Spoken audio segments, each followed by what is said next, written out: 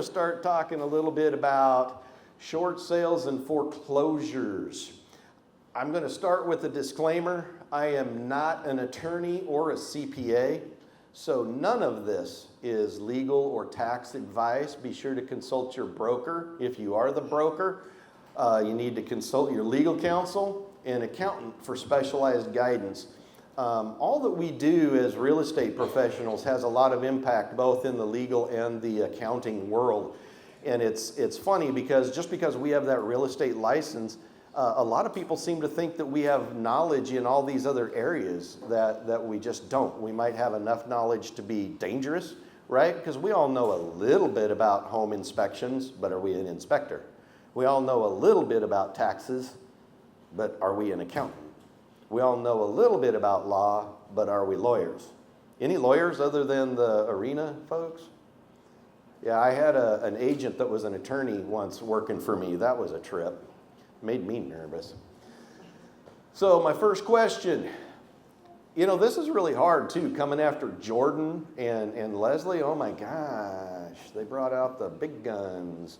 Let's start with a simple question that'll get you all involved. How many of you have either been involved in a short sale or avoided one because you thought it would be a nightmare? Yeah. How many of you have actually done a short sale? Was it the shortest sale you ever had? Or was it the longest sale you ever had? How many of you have ever dealt with foreclosures? Yeah. Leslie, my niche was, I killed her. My niche years ago was foreclosure work. So I worked for the largest banks in the United States during the foreclosure crisis. And some of them aren't even around anymore. Lehman Brothers, EMC, Bear and Stearns, who else? I mean, just big ones. I still work for Fannie Mae in Colorado. That's just kind of a different beast, right? But I want to kind of piggyback on what Leslie said, is if you have a niche that you're working in, it's good to be able to pivot in the different market cycles, right? To be able to continue having that income. I will tell you, it was sad, but it was glad. During the mortgage crisis, I made more money than I had ever made before in my life. I literally, this is no joke, I had one closing every 3 days for years. This was back in the mid-2000s, so having $14,000 in commissions was a rather big deal back in the mid-2000s. I was making so much money at that point, I lost $14,000 worth of commission checks under my car seat, and I found it later, and I'm like, wow, I didn't even miss that, right? So you have to be sure that you understand these types of things to position yourself to best serve your clients during the market cycles they have. Even if you don't want to handle these types of transactions, you need to understand. And I was really glad to have the investor focus on there, because if there's a situation like this that just doesn't make sense for the client, doesn't make sense for you, then it's John, right? Yeah, then you call John and you go, hey, does this make sense, right, for those clients? But you need to have a good understanding of how short sales go and how they work in the foreclosure process. So those of you that have done a short sale in the past, either on the listing side or the buyer side, would you do it again? Yeah? You're not scared of anything, I know you. Yeah, anybody say no, never again? You? Yeah? Okay.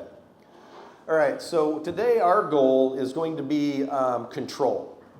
I'm a very high D. I am off the charts high D on the disc profile. What you see before you is a man who has worked on himself for years, and I'm still knocking people over, tearing their heads off. And my ex-wife used to say, dude, you're just an asshole. I have to keep walking behind you and propping up all the dead bodies. I'm like, yeah, it's probably true. But you do have to have a lot of control in these processes. We have to control expectations. That's something you guys should be doing every day with your career anyway, right? I loved what Jordan was talking about as far as controlling the expectations about the market and how that's going to go. You have to have a tight control of the timelines and understand what you're doing. And you also have to have a good control of communication. Communication, I think, is the most vital part of anything in our business, and it's one of the things that is most complained about in our business is the lack of communication. So before I forget, in your workbook is this handout, and guess what? There's blanks for you to fill in. All right? How many of you know Brian Buffini? How many of you ever watched Brian Buffini's trainings, right? He has you fill in the blanks all the time. So I took his little tool. You're going to be filling in the blanks as you go today. Keep you awake. If you don't control these three things, the expectations, timeline, and communication, that deal will control you. That is 100% in any part of this real estate transaction that you do, is if you don't have set good expectations and control these items, that client will control you during that entire process, and that is a hard transaction. These are hard enough to begin with. All right, so let's look at some definitions. Short sale definition. A short sale is when the lender agrees to take less than what is owed on the mortgage. The key here is that the lender has to approve it before anything happens. Distressed property types.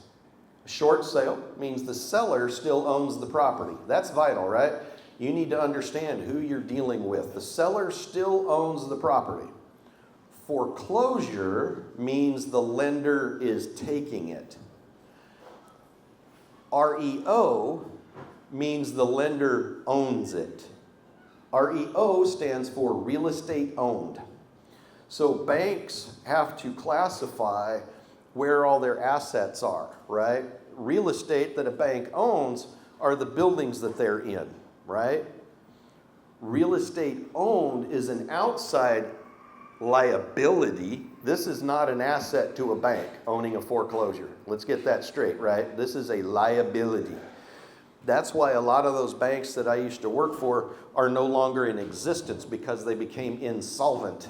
They owned more real estate outside than the assets they had inside. They had less cash than they had on this liability outside. Short sale, foreclosure, and REO. I used to have people call me up all the time, say, "Is this house a foreclosure?" No, it's been foreclosed upon. You are a professional in this business. Know and understand the vernacular, the words you're using, because those words matter, all right? If you say, "Oh, this is a foreclosure," that means it's in the process of being foreclosed upon, right? This is real estate owned. This is REO once it's owned by the bank. Any questions on that? All right. Legal and practical distinction. A short sale is voluntary, right? The seller is trying to solve a problem. Foreclosure is involuntary. The lender is solving it for them. There's pros and cons to both of those, right? If you want to try to solve this problem, John would probably say, "I don't know why anybody would go through a short sale." I mean, right? That's what you would say, right? Yeah. Correct. Yeah, or a wholesale, or whatever, just to bail out. I'll tell you, that's exactly how I got started in real estate. I was broke. I was flat broke. I spent my last $1,000 buying how to get rich, buying foreclosure things. This was back in the day. You went to the hotels for the little conferences and everything, and I remember I spent my last $1,000 on this program on how to buy foreclosures, and I remember the package name. It was called the Whole Enchilada, and I literally had $1,000 to my name. I had a kid at home, another one on the way, and spent my last $1,000 on that, and so I had to make it work, right? So I got very good at dealing with foreclosures and whatnot very fast. So your role as an agent is to manage the communication between all the parties, seller, buyer, sometimes an attorney, and keep everything moving forward. Have you ever heard that a stalled deal is a dead deal? That is 100% true. A stalled deal is a dead deal. If people are not talking and they're not sorting out the issues, that deal will die. Okay? So identifying distressed sellers. As we continue to move through this, we're going to start seeing how the distress situation, the short sale process goes hand in hand with the foreclosure process. My timer didn't start, so I'm going to go until like 6. Oh, you're going to start it? Oh, so I don't get to go till 6? Oh. Yeah, we're going to go straight through, by the way. We're not going to take a break. We're going to go straight through, hopefully end just a little bit early and get you guys over to the bar. How many of you people want to go to the bar? Woo!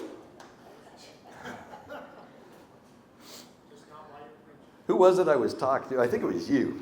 I was talking before when I was in the middle of the mortgage crisis. This is what I used to say I did for a living. I would take a listing, sell a house, go to the bank and drink. Take a listing, sell a house, go to the bank and drink. And that's still what we do, isn't it?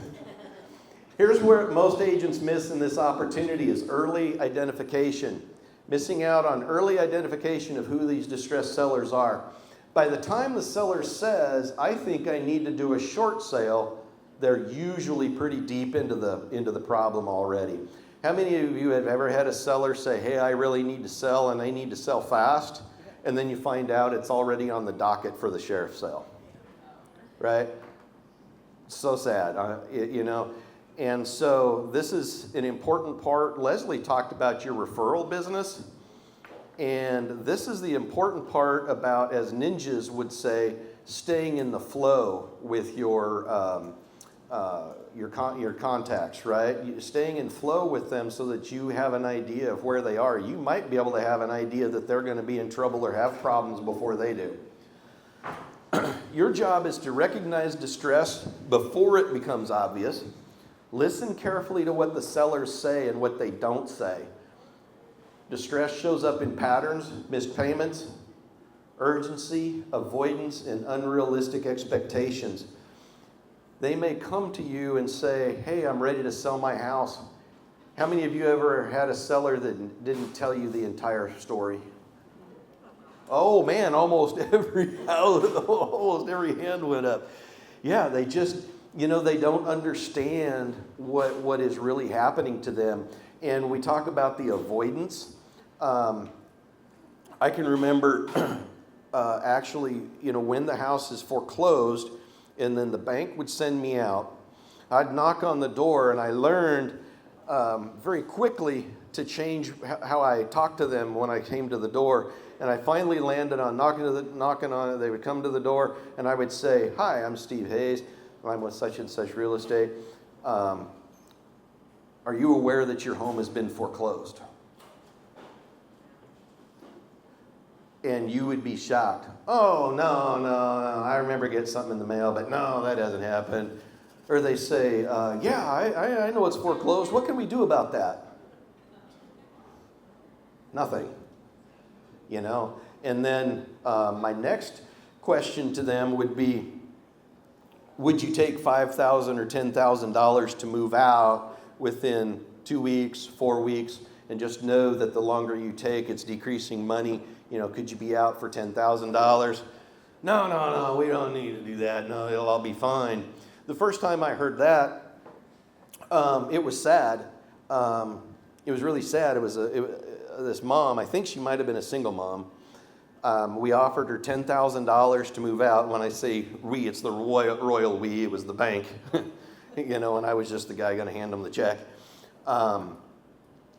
And she would not take the money. So when it came time for the eviction, remember, I'm in Colorado at this time. Literally, the snow was like this deep, and I'm sitting outside waiting for the sheriffs to show up and my crew to show up and everything. And I see these 2 little kids come out the front door, and they're walking down the sidewalk and down the path over to the school. And I thought, I'm about to take their house away. When they come out of school, they don't have a home. And it's not my fault. How long I had to talk to myself about that? That was mom's fault, right? I offered mom $10,000. We could have relocated her, gotten everything taken care of. So literally, so we start the eviction. We had a female sheriff there. She knocks on the door. Nobody answers. I know she's in there. So the sheriff goes in. The woman's in the shower. The sheriff takes her out of the shower, brings her out. She's gotten a little bit of clothing on, got her robe and everything. She's standing out there because it is now time to leave. And she kept saying, oh, but I need to get this out of the house. And the sheriff said, it's coming out to you. In 45 minutes, this was a 2-story, 3,800 square foot-ish house, unpacked. Nothing had been packed. In 45 minutes, I had everything that woman owned out on the driveway with snow that deep and 2 kids that just walked down the street to go to school. All right? That is not the fun part of this job. That was horrible during that time. My job was to make an unperforming asset perform again, right? That's what makes the economy go. It's what makes the communities go, is take an unperforming asset and make it perform. That lady made her choices. Unfortunately, we had to do those things. When we start seeing people that are in these situations, do you think it'd be great to avoid that situation? Yeah, a lot. I had to carry a gun. In fact, I was telling somebody in my office the other day, people would see me out and about, and they would say, hey, are you Steve Hayes? And I'd say, I don't know, it depends. Did I take your house away? It stunk, man, right? And the company I work for now up there, the guy that owns it was the short sale guy. He was busy doing short sales. I was busy cleaning up the foreclosures. So we still need people that operate in these realms. I don't want you to think that I'm such a bad guy, right? I had a job to do, which was make that a performing asset at a very bad time in the economy. How many of you were licensed during the mortgage crisis? Not very many of you. How many of you have ever seen the movie The Big Short? If you have not seen The Big Short and you're in this business, I suggest you watch the movie The Big Short. I lived it. We don't ever want to see that again. We're starting to see signs of it. We won't see that. That was a different scenario, but we're starting to see signs of the short sale and foreclosure stuff coming back. So that's why I decided to write this class, was to get you guys prepared for what is coming. Okay? Default timeline indicators. At 30 days late, when they miss their first payment, the lender's going to start calling.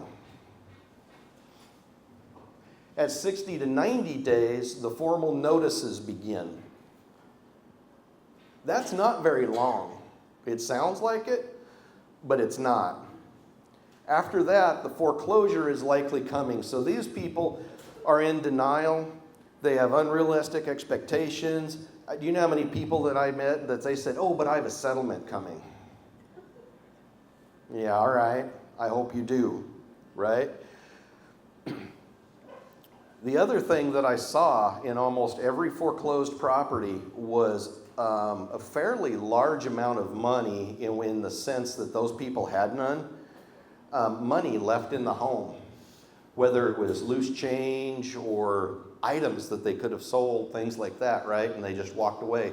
So they're not operating logically. Our job is to help with the expectations and help them to understand what's really coming and help them to start operating as logically as possible. I found in one home a box full of loose change, and I think it had like $150 in it of loose change. They're not thinking right? They don't have a good understanding of the money. So some of the common seller hardships that happen are not their choice. Most times it's job loss, divorce, medical issues, or a forced move. That's primarily what we see. And when things are out of your control that impact your housing, that's where you start getting illogical, right? And so us as practitioners, it was Jordan was talking about empathy. When we're dealing with consumers that are in this type of state, we want to have a lot of empathy because it stinks, right? This coming from a guy who also during that time was one house payment away from losing my house. I was taking away a lot of realtors' houses, friends of mine, stunk. But I was also on the short list. I had one payment left. So you know what I did? I stopped paying for cable TV. I stopped paying to have the newspaper delivered. I stopped a lot of things, right? And my kids were like, what do you mean no TV? You know what having no TV automatically did? It got rid of the Christmas list. Christmas came around and I said, hey, girls, what do you want for Christmas? And they said, oh, we don't need anything because they weren't seeing it on TV. That's just an aside. But see, those were choices that I made because I saw what was happening and I knew what was happening and I knew I had a choice to get through it. Property indicators for a short sale. The property is worth less than what's owed and it's not selling. That's your first red flag. We have that, guys. Why do we have properties that are worth less than what is owed? What? COVID. How many of you wrote offers with escalation clauses, appraisal gaps, no inspections? Right? Everybody. Right? We had to, these people needed housing, but it was hard watching it happen, right? It was really hard watching this happen. Pre-foreclosure opportunity window, that's our only window for a short sale. Before the foreclosure is filed, you have time. After it's filed, the clock is running. It's running very fast in Louisiana, actually. All right? I work in 3 states, Colorado, Louisiana, Mississippi, and the processes and the timelines and everything are different in all 3 states. Here, it's really pretty fast comparatively. So let's talk about that foreclosure process. Are any of the attorneys in the room? All right. So I'm gonna tell you that I did a lot of research on this. I hope, and I pushed back on my research and double verified. I hope that it's all correct. If I have made any legal misquotes in here, I apologize, but I have researched pretty hard. I'm pretty solid on this. So in Louisiana, it's a judicial foreclosure state. But what matters most is the executory process behind that. It's a fast-track system lenders use in most residential foreclosures, right? Because here in Louisiana, the executory process works because of something called a confession of judgment. Confession of judgment means that borrower already agreed in advance in their loan documents that when this situation happens, they've already given a confession of judgment saying they know this is coming. How many of your people actually read the loan documents and know that's in there? All my engineers. Your engineers, yeah. Yeah, you raised your hand, sir. Yes. Yes. Your clients read those? No, I read it to them. Oh, you read it to them. Let them know that it's in there. Okay, what is your role? Are you an agent? I'm an agent, yeah. Okay. Were you a former engineer? A former engineer? No. No? Okay, I was just curious. Just a high D as yourself. Oh, okay. All right. So the borrower's already agreed to this. So the court is not deciding if foreclosure should happen, right? That's decided. It's simply verifying the paperwork and allowing it to proceed, right? So first, the borrower misses some payments. Typically, after about 90 days, they're considered in default. If they miss 30 days, okay, they're 30 days late. They got a 60-day late. The bank's contacting them. Now at 90 days, the bank is going to consider them in default. And the lender begins the formal action. Now, in many residential mortgage cases, there are federal servicing rules. So this was going to happen a little bit differently depending on the type of loan you have. Federal servicing rules prevent the servicer from making the first foreclosure filing until the borrower is more than 120 days delinquent. Okay? So on some conventional loans, etc., it's going to start at 90. On some of the federally backed ones, it's going to start at 120. This is a federal servicing rule, not a Louisiana rule. Okay? So as we go down this process, does that indicate we need to be also aware of what type of loan we're dealing with? Right? That would probably apply to a USDA, or as we all call it down here, a rural, an RD loan. So the lender files a petition for what's called a writ of seizure and sale. It includes the note, mortgage, and proof of default. So that's what the lender does with the courts.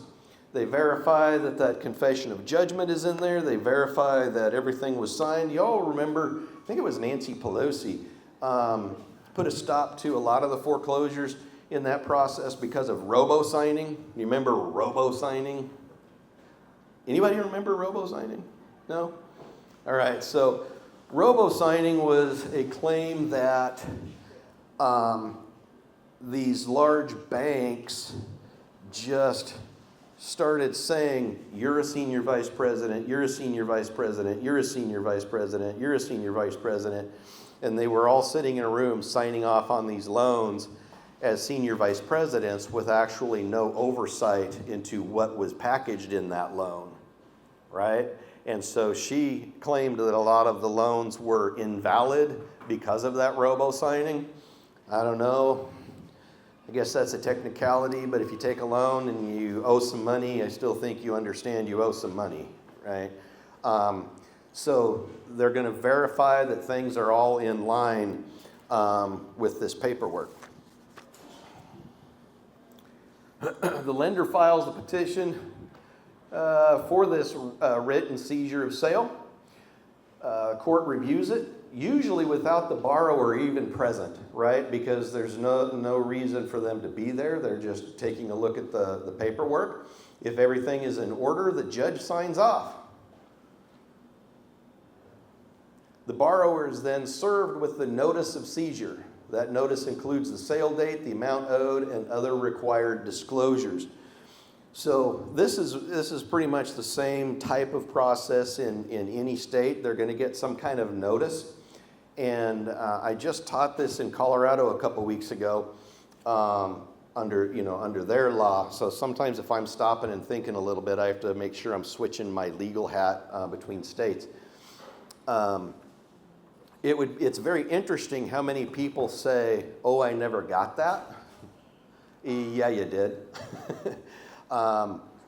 More common it was, I didn't understand it. I don't understand what's happening, right? So to some degree, it's our job to either help them understand what's happening or help them get to a person that can help them understand what is going on. It's very confusing. So, because we have the judicial foreclosure framework, Louisiana requires court involvement, but this executory process that I just explained allows the lender to move quickly without a full trial. That's fairly much the way it happens in a lot of states. The executory process mechanism, because of that confession of judgment, the lender can request seizure and sale without litigating the debt. There's no lawsuit about litigating the debt. Remember we talked about, excuse me, the other types of seller financing and how the bond for deed, they could take that property back, but a seller financing, they would have to do those other things to foreclose. They're going to have that same kind of situation, and then, but then they don't have to litigate it. Because can you imagine our court system if we had to litigate each and every one of these? We're already having a hard time. So earlier, just speaking of litigation, earlier Jared made comment that, hey, Steve didn't have to go to jury duty, and so at least we're here. Yeah, I got called for that Covington murder case, and I was sitting there on, thinking about jury duty, and they said, yeah, you're going to have to be sequestered for at least 2 weeks or more. And I'm like, I can't be away from my company for 2 weeks. I was so glad that got called off. So here's the pre-foreclosure timeline. Borrowers typically fall into the default around 90 days. We talked about the federal rules around the government-backed loans that often require about 120 days before foreclosure filing. Why is this important for you guys to know, and why am I saying it a couple of times?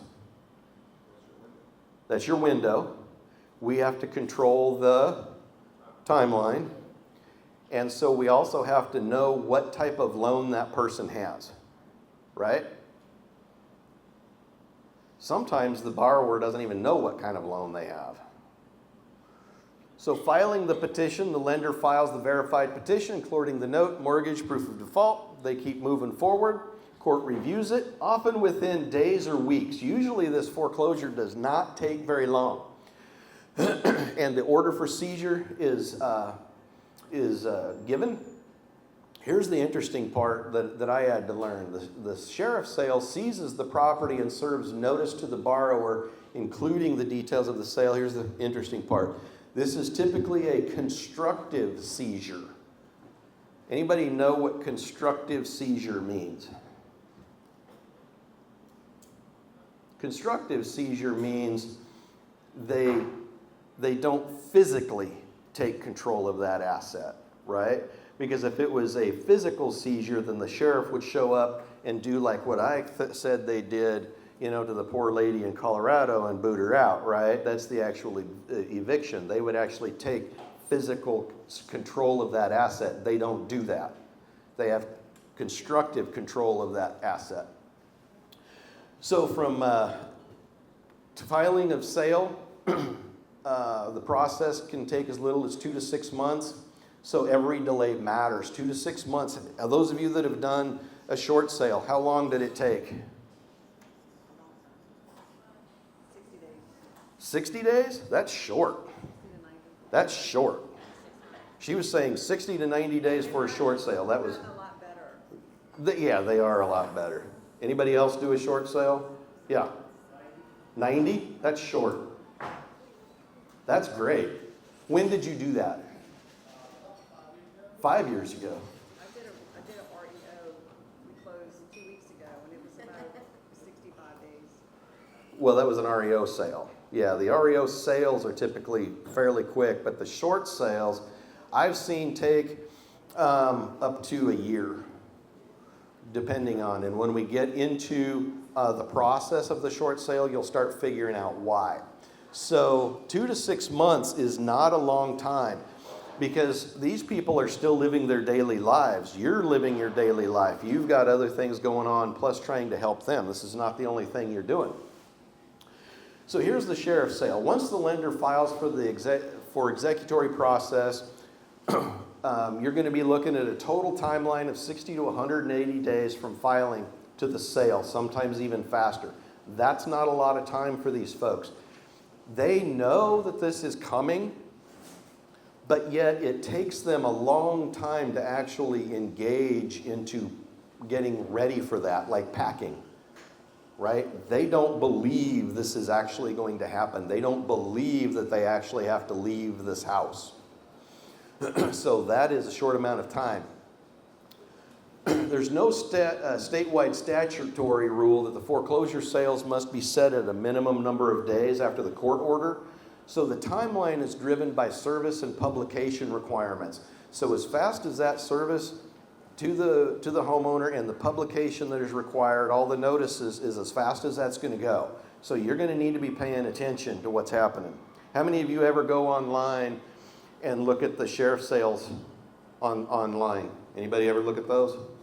Yeah. And you see sometimes they come on, they go off, they come on, they come off.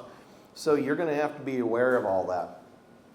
During the window, the property is advertised, typically at least twice, and that advertising period is part of what leads up to the auction. Here's the part you need to lock in on. Once the sheriff's sale happens, the property is gone. A lot of people, like I said before, I would say, are you aware your home has been foreclosed? They'd say, well, yeah, what can we do to get it back? Nothing. Nothing. Do I have my hat on backwards? Yes. Sweet. Well, I haven't done that in years. Back in the 80s when I was driving my Camaro and had hair down to here and the rock music on, I had my hat on backwards. All right. So there is no post-sale redemption period. Other states, they used to have a post-sale redemption period, and it gave that homeowner an opportunity after foreclosure to cure it and get the home back. Here, that doesn't exist. Colorado, they changed their rules on that. That doesn't exist anymore. So once that happens, they're done. And they need to understand that. So sometimes you have to be the voice of reason. That's a hard conversation to have. There is no going back, right? Now, Jared talked about the tax sales. Those are different. Obviously, there's a way to stop that process. So your entire strategy is built around one question. Do I have enough time? Do I have enough time to get this listed, under contract, and fully submitted to the lender? We haven't even talked about what it takes to get this thing submitted to the lender. If the answer is no, you don't have a short sale, you have a foreclosure. Right? John, have you come into a situation like that where you're willing to step up, but it's upside down? You really can't do anything about that, can you? 9 out of 10 times people wait until it's too late. So you understand what I'm saying when I say they're not realistic, they're in denial, they have a lot of things going on in their heads, and you have to feel for them. You know, you really do. So if you get to that point, I want to caution you, and we're going to talk down the road in here about your ethical obligations, not around these situations, not to, one, give false hope, not to take on something that you're not qualified to take on, right? Make sure that you have the right guidance and all of those things. So this is just the very first thing you say. You take a look at where they are in the process. There's not enough time. How many of you are going to be able to say, I can't help you? Most of us want to help, don't we? Excuse me. I went to help somebody once. And when I sat down with them and I was going through the whole process, and I said, well, in order to make this work, I said, maybe we can get this thing redeemed and you can continue to own it. I said, let's talk about some bills, maybe some things you can get rid of. I said, do you have cable TV? And he goes, oh, no, I can't get rid of that. I like my NFL stations. I got to watch football. I can't get rid of that. I just turned my notebook closed. I got up and I said, I'm not going to be able to help you. Because he was dead set. He was going to watch football. He was probably watching football the day they came to get his house. All right, timeline reality. Timeline after filing is driven by the seizure notice and publication, not a fixed timeline. Requirements for publication must be advertised according to the judicial sales rules. I don't know what those are. We're not going into that. When to walk away as an agent. If the timeline is too tight or the seller is not cooperative. Any of you had non-cooperative sellers even in traditional sale? Yeah, that's hard enough, right? Let alone when you got this stress going on. Once the property sells at sheriff's sale, it's over. There is no more short sale. So your strategy, work backward from the sale date and determine the viability. So that's where you're going to log on to the sheriff's sale website. You're going to see if that property's on there. What is the sale date for that? There's a lot of other things you're going to look for as well. We'll get into down the road, but that's the very first thing you have to do is find out when that sale date is. It's not a bad thing to do anytime you take a listing. I remember when I first got here, I asked a title attorney, I said, hey, getting this listing, I need an O&E. It wasn't the attorney, it was the sales rep. And they go, I don't even know what an O&E is, but I'll find out. I said, great. Well, that's an ownership and encumbrance record, right? What we now call a pre-title opinion. I fought long and hard, kept telling agents, get an O&E, get a pre-title, get a pre-title, get a pre-title. Even though you think you know those sellers, you don't know those sellers, right? And so that pre-title opinion can be very helpful, and it might give you clues to what's going on. It might show a bankruptcy they didn't tell you about, a variety of things. Do your homework. All right, seller consultation and deficiency risk. This is where you earn your value. I really wanted to go early this morning, but didn't happen. No, I'm good. This is where you earn your value or lose your credibility. Do you know how fast we as agents lose our credibility? All the time. If we don't call when we say we're going to call, if we don't follow up, if we don't send them their market reports, if we don't talk to our buyers every day and just say, hey, there are no new listings for you to see, we lose our credibility. This is going to happen pretty fast here too, at a higher risk. These sellers are already under pressure. Your job is to be clear for understanding. Communication is a two-way street, right? So the person who is communicating is responsible for making sure that they have communicated clearly to the receiver. The receiver's responsibility is to verify with the communicator that they understand what the communicator is trying to say, and we are to verify or give them additional information. They're not going to be real capable, right, of just verifying that information with you because of their mental state. So you're going to have to make sure that you're paying extra special attention, and all those questions that Jordan was teaching you to ask, you're going to ask more questions about their understanding of the situation. Do not sugarcoat the process. Be honest about the risks. That's where a personality like myself does very well. There's no sugarcoating here. How many of you are a little bit lighter than me? Yeah, a little bit lighter. What? Way lighter? Yeah. Yeah, I don't sugarcoat anything. My poor kids. All right. So be honest about the risks, especially about deficiency judgments and tax consequences. This is critical. You're not the attorney and you're not the CPA, but your job is to know when they need one. There are tax and legal consequences to what we're about to embark upon. And so it's your duty to understand what we're going to talk about here and the risks that they're going to have. But then how it pertains to their particular situation, you need to make sure they're in touch with the right professionals. So seller consultation, step one, acknowledge their situation.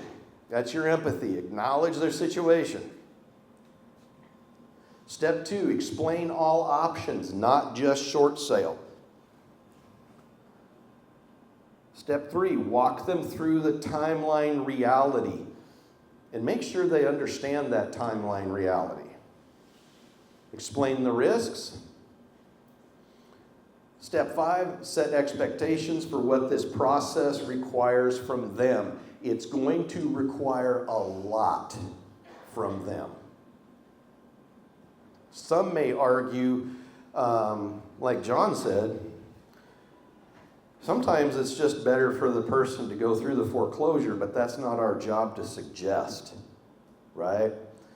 But this process will require a lot from them.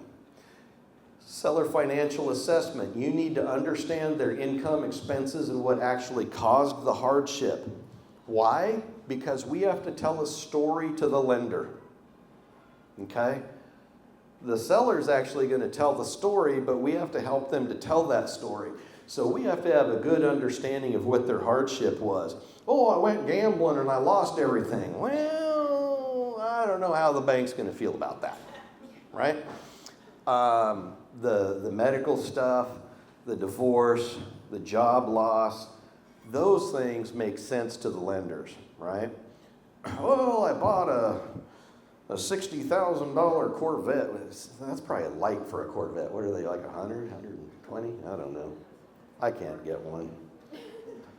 I can't even get in and out of one.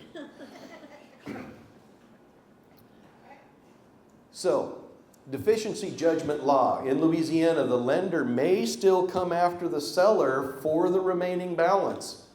What do you think about that? Yikes. But they gave them the money, didn't they? All right? So here's an appraisal requirement. Clarification, the 2/3 rule. If the sale is conducted with appraisal, then the sheriff must generally, the sheriff will be generally required a minimum bid of 2/3 of the appraised value. If the sale proceeds without appraisal under applicable law, that minimum may not apply. So a lot of times what I've seen is that the lender will apply for that foreclosure with appraisal. So they know what the market value is, right? It may not even be a full appraisal, right? How many of you have ever done a BPO? Yeah, BPO, broker price opinion, best price obtainable, whatever you want to call it. They may just do that. They may even look at AVMs. I have no idea. But if they do some kind of value verification that they turn in, then they're going to be looking for that 2/3. If not, then it could sell without a minimum, which leads to a what? A higher deficiency, right? So appraisal is actually probably a pretty good thing for the homeowner to at least try to minimize that deficiency for them. Here's the qualification. Deficiency judgment may be possible in Louisiana. However, the executory process generally requires a sale after appraisal. If the creditor proceeds without appraisal, deficiency rights may be limited. It says may, not will be. Limited or barred. Tax implications. If debt is forgiven, it can be treated as taxable income. So you got a $200,000 loan for this house. You short sale it or it forecloses. That bank only gets $150,000 out of that $200,000 loan. You could be taxed on $50,000 income. And you go, well, how can that be income? That money was given to them to buy the house. Income. They got the money. Where did that money go? It's still not in the house anymore, so that could happen. So that's the hard part for some of these people to understand, is that once this thing occurs and now they're out of a home, they're trying to reestablish credit, they're trying to get their kids housed and back in school, and trying to figure out if they're going to live or die, literally, or reconciling this divorce thing in their head, and then I get taxed. Yep, you possibly could. We have to understand all of this because we have to explain it to them, right? Agent responsibility. You're not the attorney of the CPA, but you have to tell them to get that advice. That's critical.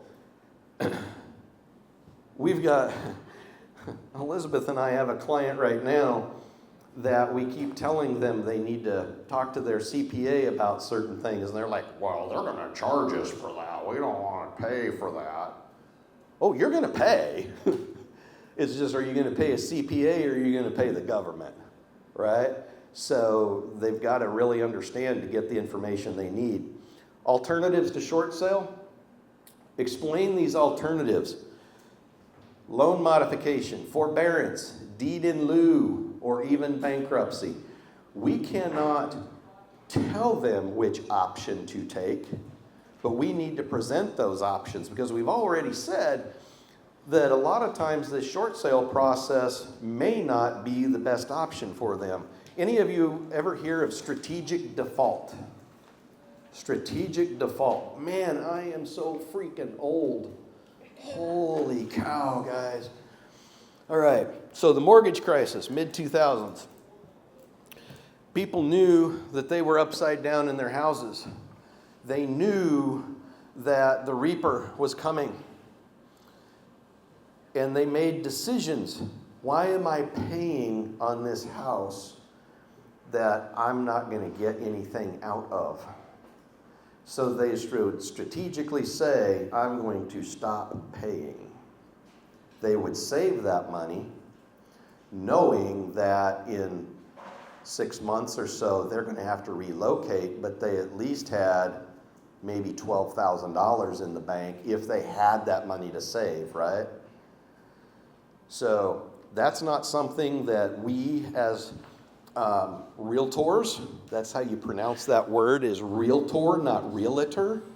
Does not you don't go to a doctor, you go to a doctor, a realtor, okay? With us as realtors and our code of ethics, we can't just tell them what they need to do, but we need to tell them what their options are, and then they need to go to that attorney, right?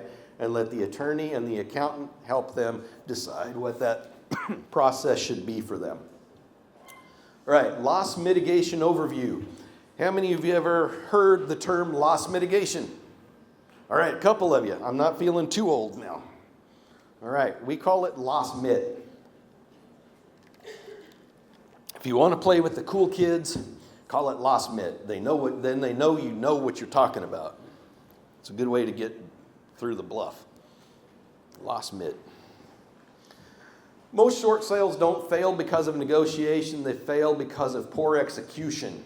This is where your liability starts coming in. This is a pretty good way to start exercising your errors and omissions insurance, is by poor execution. Incomplete packages, missing documents, and lack of follow-up will kill your deal every time. So we now started talking about packages, missing documents, and lack of follow-up. What are we talking about, right? And this is not about personality. Some of you have great personalities, right? And your business shows, right? How many of you have great businesses right now? Come on, raise your hands. How many of you think your business is going really great this year? Yeah, it's really picking up. I'm having a great time this year, by the way. It is. Aren't we having a good time? This is about process. I'm the king of processes. Ask my agents. Am I the king of processes? Yes. I am the king of processes. Remember, you're dealing with two sides here. The lender and the foreclosure attorney, they are not the same, and they don't have the same role. So you have to understand who you're dealing with. All right, so now we start talking about the loss mitigation package. This is everything that you're going to have to turn into that lender to even get them to think about talking to you. A hardship letter. Your seller's going to have to write a hardship letter. Do you think they want to write a hardship letter? Sometimes it's embarrassing. Sometimes there's a lot of shame involved, right? So there's your empathy again. They're going to have to come up with their financials. Oh, those bankers talked about financials.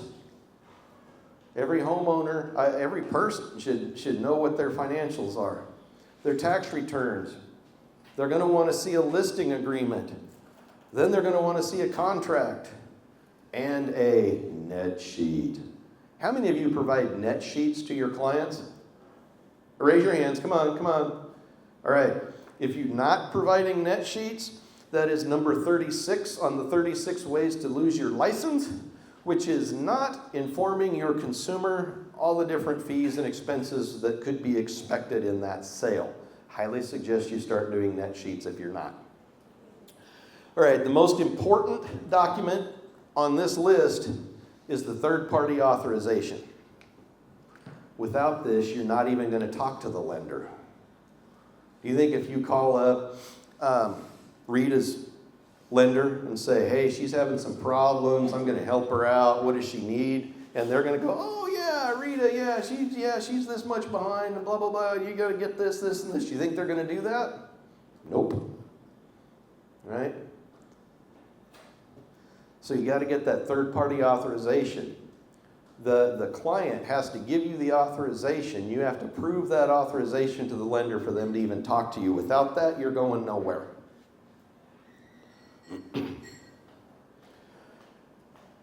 Here's the roles in this process. The lender's going to approve the short sale or not approve the short sale based on what you turn in with that loss mit package. Some people will try to go down the short sale process by themselves. They'll say, oh, I don't need a realtor. I will tell you that 99.9% of the time, the lenders want a realtor involved, okay? They want a professional handling the situation. So the lender approves or disapproves the short sale. The attorney, the foreclosing attorney, not the client's attorney, the lender's attorney, is going to be controlling the foreclosure timeline. Do you think the loss mit department automatically talks to the foreclosure department? Nope. Nope. I still work for Fannie Mae. It's amazing how little those people talk to each other. Best practice, submit everything complete the first time and follow up every week. So once you know that you're going to go down this road, you have the listing agreement, and you get this complete short sale package, the loss mit package, you're going to submit everything complete the first time, and you're going to keep following up. You got to be tenacious. What's Jack Black's band name? Tenacious D? Yeah, Tenacious D. That's who you're going to be. Common failure scenarios, deals fall apart when the lenders counter too high. They may not say that's an adequate amount for them to take to walk away, right? The buyers get tired and they leave the transaction. That's primary. The buyers are just going to say, nah, I got another house I can buy. Sellers won't contribute. Yes, the lender might ask the seller to contribute some additional cash to the situation to get it approved. Or there's multiple lien holders. Had you thought about that yet? What if there's multiple lien holders and they don't all agree on what each one of them are going to get? So if you have multiple lien holders, let's say a housing corporation is involved and there's some down payment assistance and that kind of stuff that has happened, you might have a couple of different liens that you got to be dealing with. And that complicates it even more. Problem solving. How many of you know that our job really is about solving problems? Have you figured that out yet? Yeah. Did I put you to sleep yet? You're okay? No, not you, her. You're okay. I'm just worried about her. No, not you, her. The income tax? Yeah. That's another, and that's going to come up later. She says, what if they owe taxes? Yeah. What if there's an IRS lien? That's going to be another wrinkle in it, right? How many of you right now think you want to tackle a short sale? On the listing side? Yes, John. Oh, you would? Oh, okay. So, this is not just about the listing side, guys. This is about the buyer side. What if the buyer comes to you and says, I really want that house? And you go, but it's a short sale. I want that house. You're the professional. Make it happen. So this is not just about the listing side, but should you know what the listing side could be doing to make this thing happen if you're on the buyer side? Absolutely you should. That was my first foray into short sales, was I was on the buyer side. I had no more business doing that than the man in the moon, but I got it done. So we're going to solve problems as they come up. I think you guys are going to be out early. Is that going to be okay? Is Dusty here? Dusty? No? Good. Anybody know Dusty at the real estate commission? Nice lady. Just don't want her in the room. Oh, that's recorded. Shit. I feel like in World War II, sorry. Disclosures and consumer protection. This is where it gets real, guys and gals. Right, in a short sale, your purchase agreement is not complete on its own. A short sale addendum is not required by Louisiana statute. It is a best practice to use one to properly disclose risk and structure in the transaction. How many of you have a short sale addendum in your forms library? Yeah, good. How'd you get one, Celine? Yeah, the short sale addendum, if you're going to go down this road on either side of the transaction, whether you're a listing agent or a buyer's agent, and you're going to see these guys, they're here. This is happening, all right? You need this short sale addendum. I'm going to give you a plug. I gave all my samples of the best short sale addendums I've ever seen in my career. I gave them to Jared, and Jared worked out one using all those samples that I had, and he has one, all right? So if you need one, talk to Jared. I think it's a good one, but it covers a lot of things that they need to know about deficiencies and the tax implications and things like that. It also covers things like, hey, who can cancel this transaction and when, right? Because you don't want to necessarily tie up your buyer forever waiting for some kind of short sale approval, right? It also covers things like, hey, when is that short sale lost mint package due to the lender? You don't want to sit around for some lame-o listing agent, piddling around with paperwork and, I'll get to it when I get to it, right? There's a deadline for that.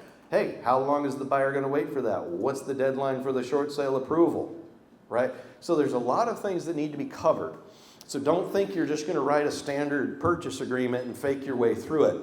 Fake it till you make it will land you in front of a judge, okay? This is not just about getting the property under contract, it's about getting the third-party approval from one or more lien holders before you can ever think about closing. That means your contract is conditional.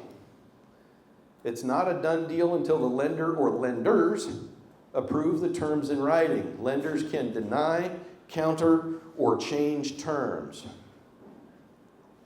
There's a lot for them to look at in this. They have their matrix. They know how much they're going to be willing to lose, right? They know what they need to do. And so they're going to come back to you and let you know. Here's the sad thing, is that your seller is going to be on the market until they get an offer, because you really can't submit this package until you have an offer. We're going to talk some more about that kind of stuff too. Even if the lien is released, the seller may still owe a balance unless the lender agrees in writing to waive it. Get the deficiency waiver in writing. Don't just assume whether that deficiency is going to be waived or not. Because if they don't give you a deficiency waiver in writing, then that seller could still owe it or be taxed on it. From the buyer side, they need to understand this process can take time, fall apart, may require contract extensions or trade changes after approval. These buyers have a lot to learn in this process too. If it's the right house, they're going to ride it out, right? Because they might be getting a really pretty good deal on it, or at least a good fair market deal on it, right? So is it your job, buyer's agent, to make that happen? If they ask you to? Yeah. It is. One of the most important points, this process does not stop the foreclosure. The lender can continue moving forward toward the foreclosure event even while reviewing the short sale. So just know that, like I said before, sometimes the lost mint department and the foreclosure department aren't talking. You may think you're almost there, you're going to get approval, and then that foreclosure happens because the foreclosure department didn't stop. Because the lost mint department didn't communicate with them. So what might be a question that you ask the lost mint department in one of your weekly calls? Have you talked to the foreclosure department and have you stopped the process? Right? Okay? That would suck for everybody if you get that far. Use the short sale addendum to document lender approval requirements and risks. The third-party approval, the transaction. So this is a different third-party approval, right? So you have a third-party approval authorization, from the seller so that you can talk to the lender. This is third-party approval from the lender of the short sale, right? So we have two different third-party things we're talking about. The transaction is contingent on approval from all lien holders, not just an agreement between buyer and seller. Just because the buyer and seller, how many of you have ever done a relocation? Yeah, you get like a verbal, right? and then you have to wait for the reload department to sign off on it. Just because you have a verbal agreement with the seller doesn't mean you have jack squat until that reload department signs off. Similar here, right? Buyer financing risks. What if it takes so long the rate lock expires? What if it takes so long they need reapproval? Financing can fall apart during these delays. Closing and title roll. The title company or closing attorney coordinates the lien payoffs and ensures the approval items are followed exactly. If what's in that short sale approval letter is not followed to the penny, that deal will not close. Lenders are not obligated to approve the short sale and can change the terms or deny the transaction in entirety. You might think, why would the lender not? Right? Why would the lender not just go along with this? It makes more sense, then they don't have to foreclose on it. They don't have to take it into inventory. They don't have all these fees. They don't have to fix it. They don't have to sell it. Well, I'm going to tell you, after working for these lenders for as many years as I have, almost nothing they do makes any sense. Zero. The last foreclosure I sold in Colorado was, maybe 3 months ago. It was a little 700 square foot cabin in Red Feather Lakes. If you've ever been there, it's really beautiful, but this little 700 square foot cabin sold for $280,000. The loan that they foreclosed on that particular property was $220-something thousand. I spent $145,000 on rehabbing that cabin. So you put together their $220,000 loan loss, the legal costs that they had incurred, then my $145,000 of expenditures. What are they into that house for? 3-something? And they got 280? Guess what? They don't care. They don't care, right? So what makes sense to the lender is not going to make sense to you guys. So put that out of your head, all right? Don't think that, wow, they're not making any sense. They're not. They have different rules that they're playing by.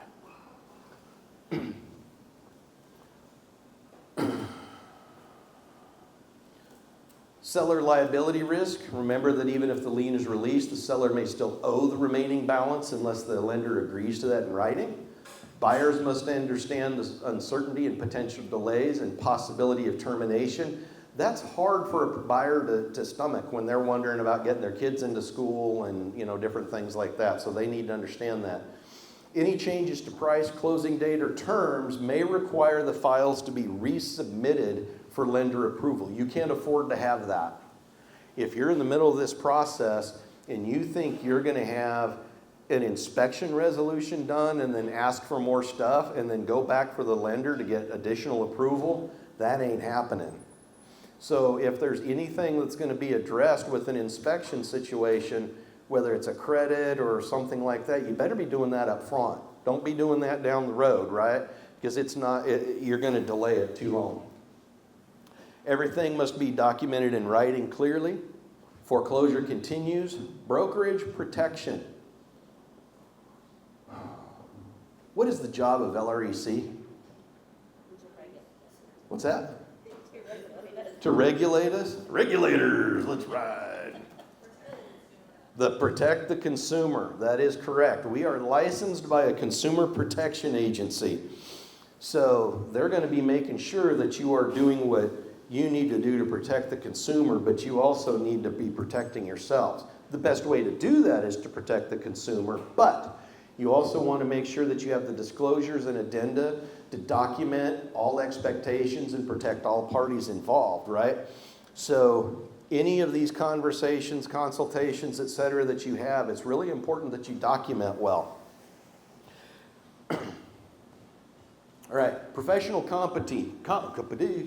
That thing. Yeah. Can I have a bourbon? Oh. Professional competency, ethics, and specialized training. How many of you like taking your ethics class? Yeah? You know, it's funny about ethics and discrimination is that I would say the majority, if not all of the people in this room don't intend to do anything unethical.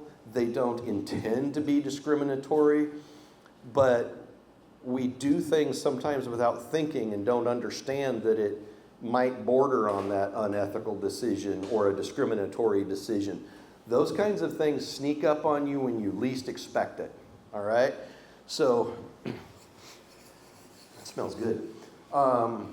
So be sure that you're really thinking about what you're doing during this process. So let's finish with these things. These are not beginner level transactions. How many of you have been licensed a year or less? Okay. How many less than 5? Okay, let's do this. How many of you have closed less than 20 transactions?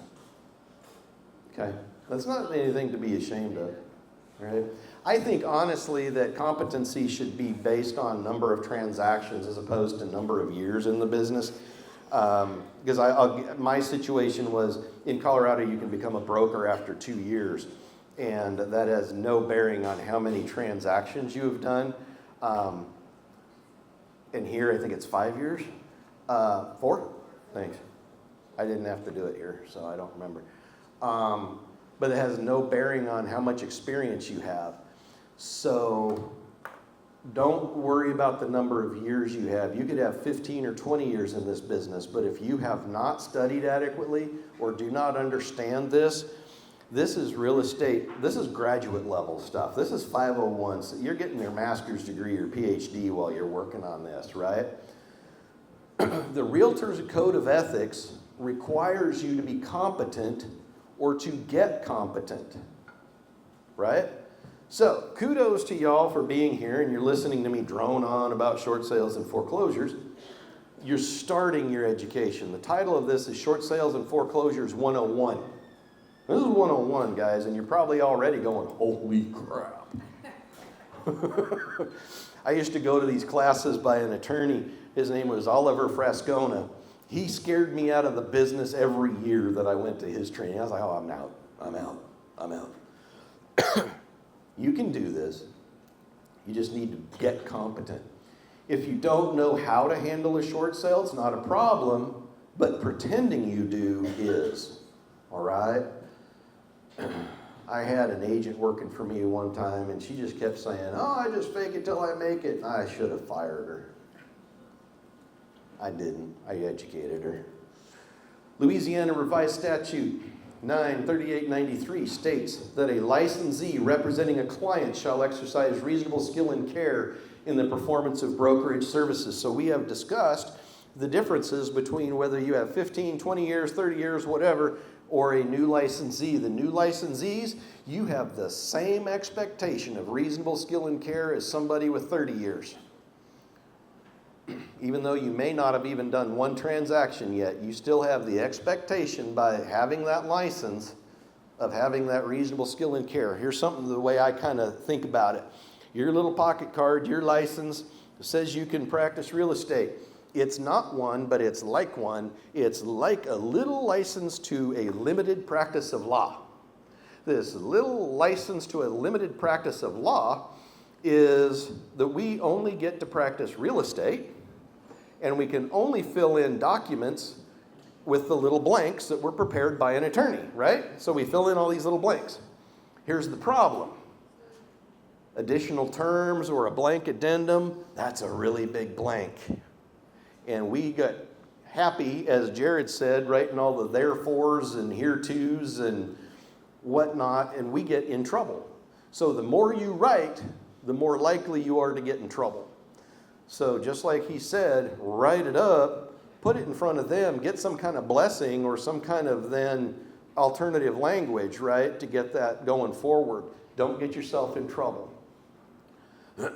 This is where you lean on your broker, partner with an experienced agent, or get trained. Now, we've already determined in this room there's not a whole lot of people with experience in this. That's why I decided to write this class, because we're starting to see them. And I don't want you all to be blindsided when this pops up. So, does a short sale have to be disclosed on the MLS?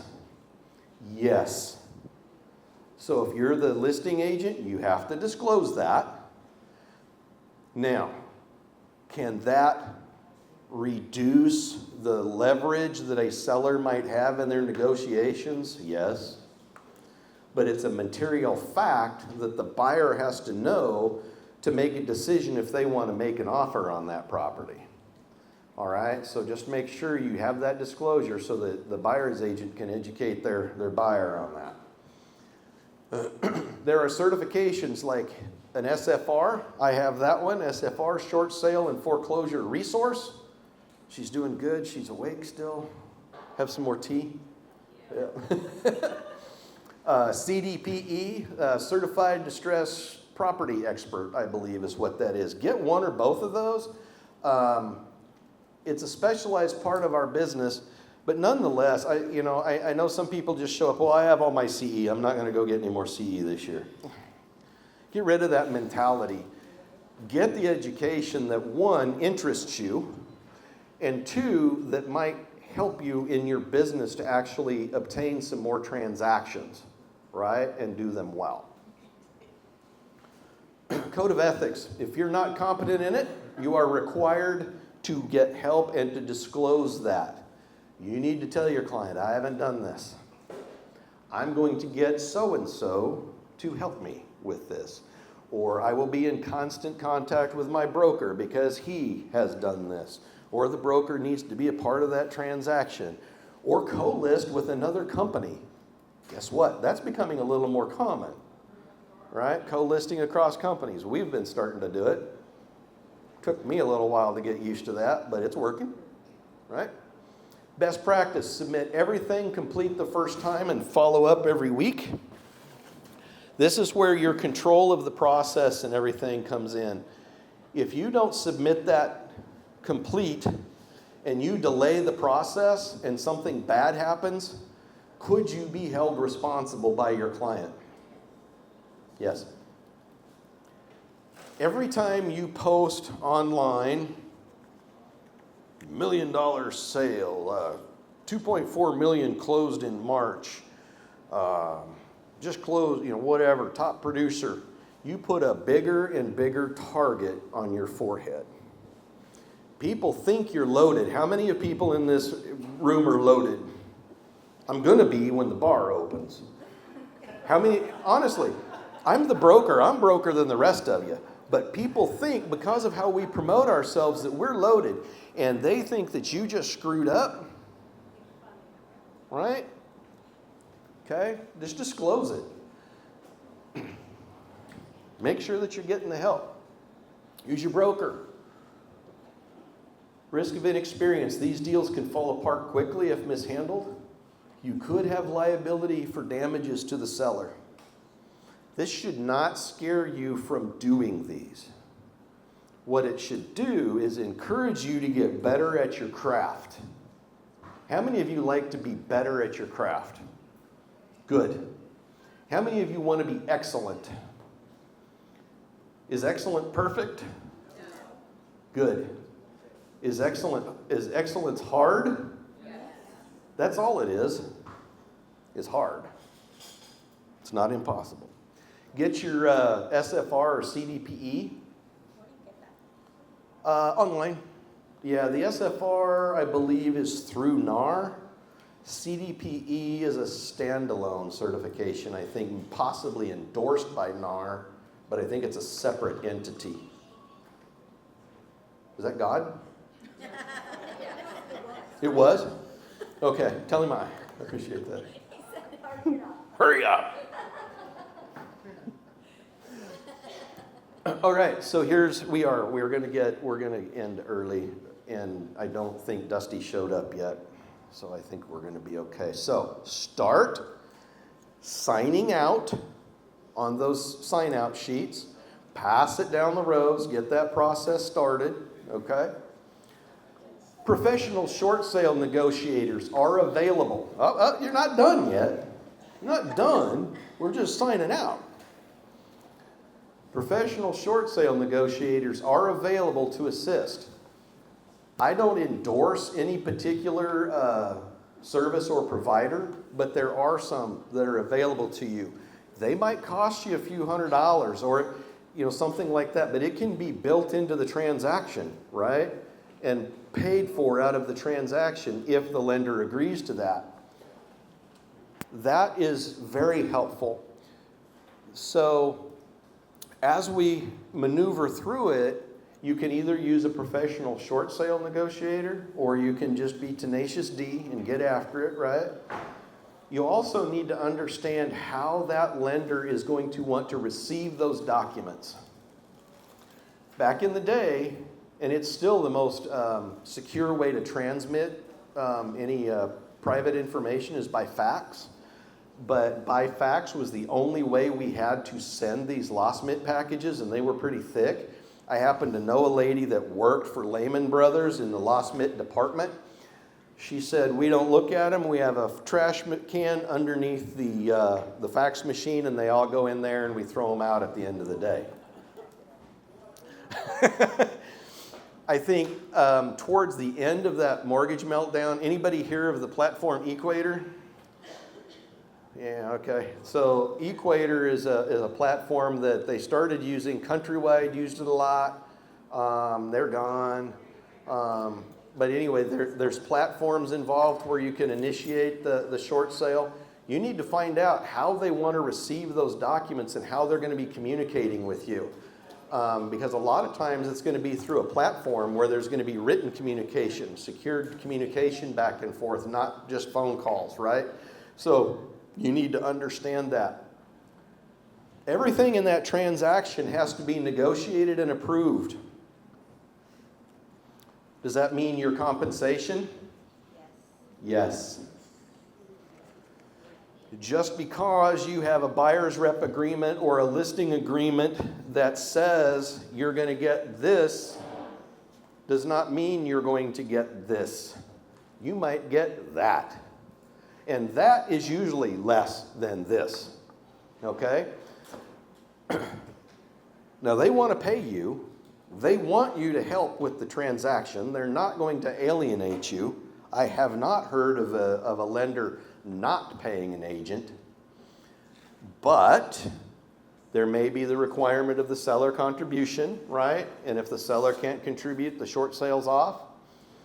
If you're not willing to take that amount of compensation and your buyer is not willing to pay the difference or your seller is not willing to pay the difference to you, that may end the transaction, right? So you, as the real estate professional, are going to need to know well in advance, what are you going to be willing to do in compensation to get this done for people? Does that mean starting out higher on your compensation? Now, if you're working with a buyer, you're going to have your buyer's compensation already pre-planned, and it's not going to be determined upon the difficulty of the sale, right? On the listing side, you may say, sure, I'm willing to do this, but I'm going to want Z for compensation because this is going to be tough, and I'm going to have to pay a negotiator, and I'm going to have a lot of time. It's going to take me away from other business, whatnot. Now, if you say, I'm going to want Z, the lender is very much going to say, nah, we're going to give you X, right? And it's usually going to be less. So you need to understand that, that it may be just the best public relations for you to just get that taken care of and have some goodwill and help somebody, right? Doesn't mean you have to, but that is a business decision that you need to have before you get into that situation and have to make that. I remember this in any girl dads, any girl moms? Yeah. So I always told my daughters when they went out on dates, I said, you need to know when you get in the car with that boy, when you're going to say no, and have that firmly entrenched in your mind. Because when it gets heated in that car, is not the time to make that decision. Same thing in a real estate transaction. Make sure that you know where your limits are on compensation and what you're willing to do for that compensation before you get to the emotional stage of having to make that decision. Because this is what kind of decision? Business. Empathy is one thing, but giving up the farm on it is another thing, right? So you have to have those decisions made. If you say, okay, if I make $0, if I make $100, I'm good, I just need to help these people. Great, good. There's going to be some of you that do that. Yeah, it might be. It might be one of those, free gratis, right? But I want you to have that decision made before you get into that transaction. Any questions? No questions? I'm that good? Yep. Nah. All right. Yes. Ha ha, we got a question. Sit down. So, at the end of the day, for the bank who takes the short sale, if they do everything according to the FDIC regulations, will they get reimbursed any of that loss? Okay, I'm not a banker professional, but I'm not thinking FDIC pertains to that. Well, if they get a foreclosure, if they foreclose on a property, and then they go and they turn around and sell it as an REO, and they follow all the requirements involved, including reappraising it ever so often, when they finally do sell it and there's a loss, they get reimbursed 80% of I that got you. loss. The same thing. I got you. Yes, so his question is really about some of the decision-making process that the bank goes through and why it may not make sense to us. And it is because there may be reimbursements, there may be tax benefits, there may be other things that are more appealing to the bank than actually doing this. Or they say, hey, I'm going to get enough of some support money from the government or tax relief or something like that for going ahead and going through with it, then that's a part of their decision making. And it's all different. It's all different. I mean, during the mortgage meltdown, the sad part was that I worked for entities that were publicly traded. If you watch the movie The Big Short, which I hope you do, those were securitized mortgage instruments. So they would package all these loans into a security document that they would sell on Wall Street as an investment. But they knew that these loans they weren't very good. They knew they were high-risk loans. And so not only am I responding to the bank inquiries about, hey, why am I losing 20% on this house? Because our depreciation was so steep that it was literally it was anywhere from 10 to 20% decline over a period of a year, and these banks were having to answer to these shareholders. So I was getting phone calls from really mad high-level executives at these banks because they were getting phone calls from the shareholders on the stock market. Why were they losing all this money, right? So when you have those types of scenarios, the stuff on your end doesn't always make sense because they're answering completely different questions than what we're trying to solve. Does that make sense? So you just have to be prepared.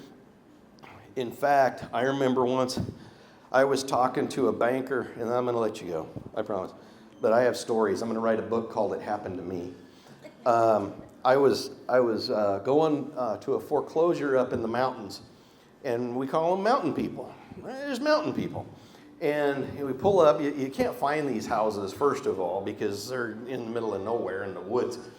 And so I pull up, and on the gate, there's a sign that says, my dog can make it to the gate in 3.2 seconds. Can you? I took a picture of that sign, and I'm like, nope, not going in. So I went back, and I'm sending in my report to the bank, and I get this freaking vice president from this. She's literally in an office in Manhattan, high rise, and she goes, I'll just say what she said. So she calls me up and she's like, why couldn't you get me the whole report and all the pictures? And I said, these are mountain people. They have guns and stuff. She goes, what do you mean by mountain people? And I said, they live in the mountains. And she goes, what do they do for a living? I said, I don't know. They make furniture and stuff. I have no idea. And she said, well, what about this and this? And I was flipping through the report, and I said, dang it. And she goes, you effing hick. Can't you get me the answers I need?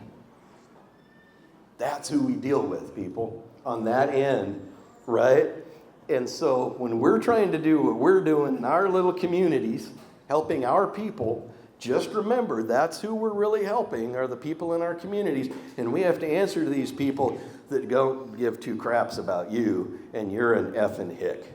So just do your job, do it well, hold your head up with pride, know you're helping your fellow community member, and go be a realtor. All right. All right. All right. Thank you.